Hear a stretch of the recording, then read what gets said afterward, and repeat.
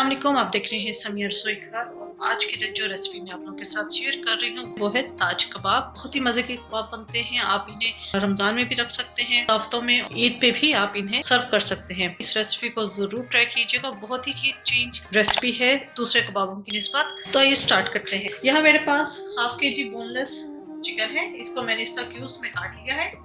अच्छा, मैं यहाँ चिकन ले रही हूँ, आप इसको मटन में भी ले सकते हैं और बीफ में भी ले सकते हैं। बीफ और मटन आप बोनलेस ले लीजिएगा। हाँ, उसका टाइमिंग जो है वो बढ़ जाएगा क्योंकि ये चिकन है तो ये 15 से 20 मिनट में गल जाएगा। लेकिन अगर आप बीफ ले रहे हैं गलने में ज़्यादा लगेगा, 40 से 50 मिनट्स या 1 आवर भी लग सकता है। तो इस चीज़ का आपने ध्यान रखना है। हाफ कप दही है, तो हाफ टी स्पून भर के गरम मसाला पाउडर है, 1.5 टीस्पून नमक है या टू टेस्ट, 1.5 टीस्पून भर के सुरख मिर्चों का पाउडर है, 2 टेबलस्पून केचप है, 2 टेबलस्पून सिरका है, हाफ टी स्पून हल्दी पाउडर है। ये 7 स्पाइसेस जाएंगे चिकन के अंदर मैरिनेशन के लिए। इसके अलावा यहाँ वेजिटेबल्स रखी हैं। 3 मीडियम प्याज ली थी, इनको मैंने राउंड में काट लिया है इस तरह। 3 टमाटर मैंने छोटे साइज के लिए थे, उन्हें भी मैंने राउंड में काट लिया है। आप इनके साइज और इतना थोड़ा सा थिक स्लाइस मैंने काटा है और इसकी शेप से आपको अंदाजा हो जाएगा कि मैंने कितने छोटे लिए। और यहाँ पर मैंने पानी के अंदर आलू रखे हैं। आलू भी 3 लिए हैं छोटे साइज के और इनके मैंने इस तरह थिक स्लाइस कर लिए हैं और राउंड ही काटने हैं। यहाँ चिकन के अंदर हमने तमाम स्पाइसेस ऐड कर देने हैं। नमक, सुरख मिर्च का पाउडर, गरम मसाला, हल्दी, सिरका, आप इसकी जगह लेमन जूस भी यूज कर सकते हैं, दही, टोमेटो केचप, किसी भी ब्रांड के आप ले लीजिए। इन सबको हमने बहुत अच्छे तरीके से मिक्स करना है।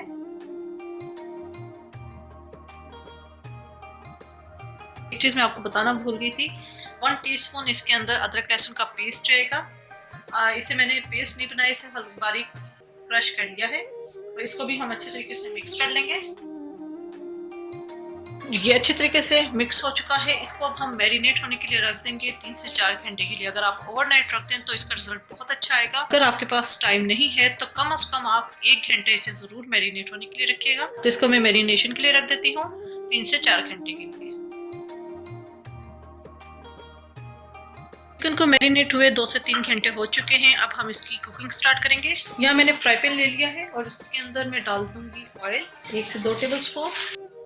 इसके अंदर हमने डालनी है ये चिकन।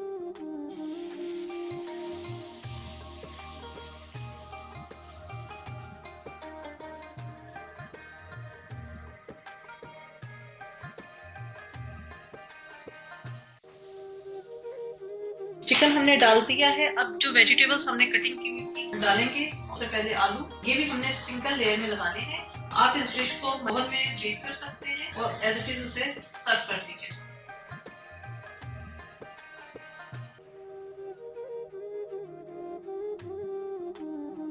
इसी के ऊपर प्याज डालेंगे और प्याज की भी हमने सिंगल लेयर लगानी है। ऊपर नीचे हमने प्याज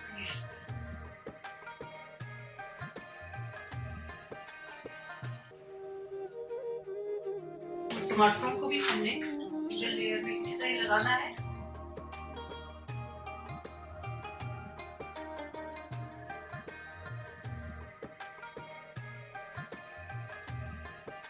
इसको हमने कवर करके रख देना है 20 से 25 मिनट के लिए हल्की हीट पे, कि चिकन भी अच्छे तरीके से कुक हो जाए और आलू जो डाले हैं वो भी गल जाए।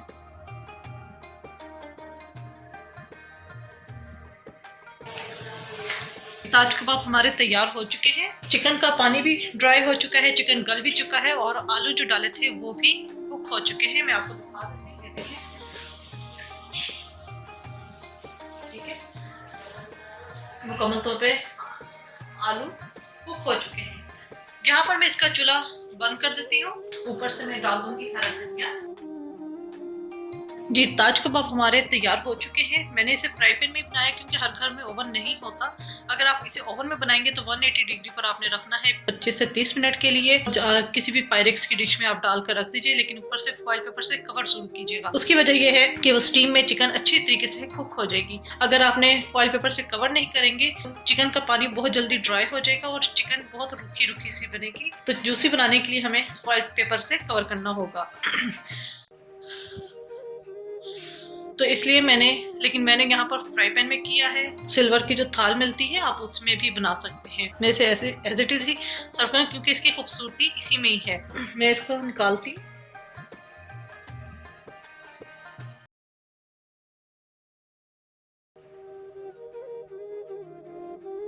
उम्मीद है आपको रेसिपी पसंद आई होगी, जरूर ट्राई कीजिएगा और अपना फीडबैक जरूर दीजिएगा। मेरे चैनल समिया रसोई घर को जरूर सब्सक्राइब कीजिएगा, लाइक कीजिएगा ताकि आपको नई सी नई वीडियोस और रेसिपीज मिलती रहे। अपनी दुआओं में मुझे याद रखिएगा।